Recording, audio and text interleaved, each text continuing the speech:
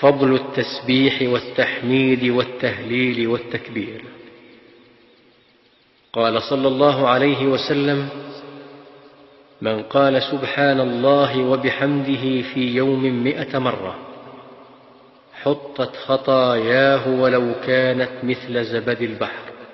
وقال صلى الله عليه وسلم: من قال لا إله إلا الله وحده لا شريك له، له الملك وله الحمد وهو على كل شيء قدير 10 مرار، كان كمن أعتق 4 أنفس من ولد إسماعيل.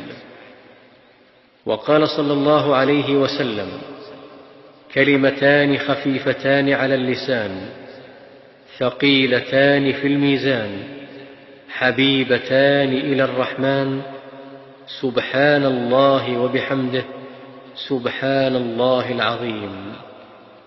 وقال صلى الله عليه وسلم: لأن أقول سبحان الله والحمد لله ولا إله إلا الله والله أكبر أحب إلي مما طلعت عليه الشمس.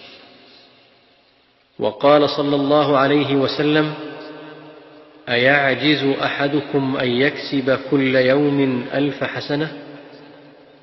فسأله سائل من جلسائه: كيف يكسب أحدنا 1000 حسنة؟ قال: يسبح 100 تسبيحة فيكتب له 1000 حسنة أو يحط عنه 1000 خطيئة.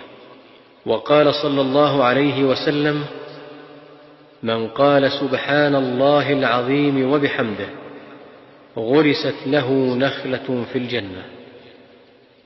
وقال صلى الله عليه وسلم: يا عبد الله بن قيس، ألا أدلك على كنز من كنوز الجنة؟ فقلت: بلى يا رسول الله. قال: قل لا حول ولا قوة إلا بالله.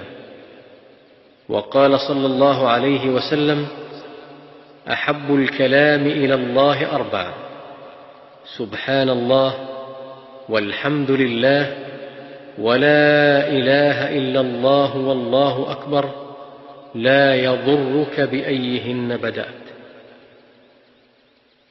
جاء أعرابي إلى رسول الله صلى الله عليه وسلم فقال: علمني كلاما أقوله. قال: قل لا إله إلا الله وحده لا شريك له، الله أكبر كبيرا، والحمد لله كثيرا، سبحان الله رب العالمين، لا حول ولا قوة إلا بالله العزيز الحكيم. قال: فهؤلاء لربي فما لي؟ قال: قل اللهم اغفر لي وارحمني واهدني وارزقني. كان الرجل إذا أسلم علمه النبي صلى الله عليه وسلم الصلاة، ثم أمره أن يدعو بهؤلاء الكلمات: اللهم اغفر لي وارحمني واهدني وعافني وارزقني.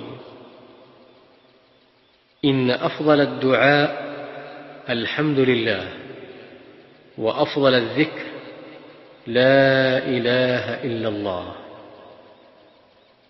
الباقيات الصالحات سبحان الله والحمد لله ولا إله إلا الله والله أكبر ولا حول ولا قوة إلا بالله.